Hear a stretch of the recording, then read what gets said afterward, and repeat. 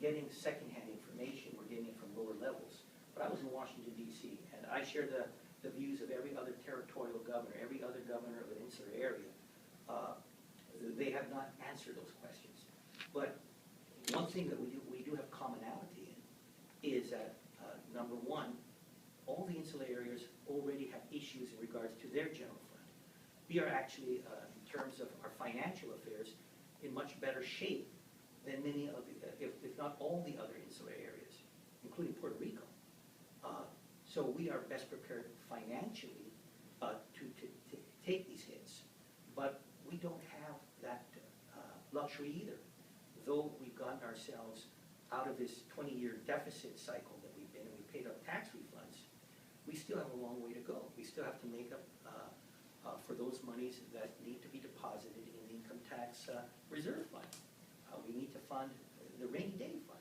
So we still have these shortfalls. We don't have extra money to make up for the losses that will occur in the federal government. We're just going to have to, for number one, find out what those losses are, and then with that, deal with it. But deal with it with the resources that we have as well. It seems like, although you're not completely aware or you haven't been informed of all of the details as far as how sequestration will happen on Guam, it seems like it may be inevitable that there are going to be drastic cuts. In light of that, what are some of the priorities your office will be focusing on? You know, military visa waiver. I think for our office, it's always on those critical services that hit on our most needy. And those services that also provide stability in this community.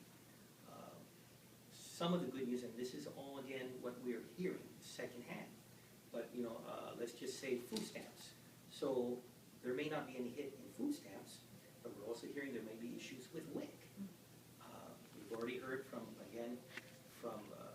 Mr. Mike Duanes from Tura, based on his sources, again, these informal sources, of these issues that are affecting those that are needy and in need of shelter. What we want to do is we want to focus on stability for this environment as the sequestration process occurs. We're only hopeful that the federal government can fix this problem. You know, with you reporters, you've seen some of the debate, sometimes heated debate between our administration and the legislature over these past 2 years. In the end, we resolved it. We resolved it, and we are in a position right now where we've gotten ourselves way out of a hole. We still have issues, but we're way out of it because there was an administration and legislature that, in the end, were willing to work together. I just don't see that happening in Washington, D.C., and that's disappointing because this is the greatest nation in the world.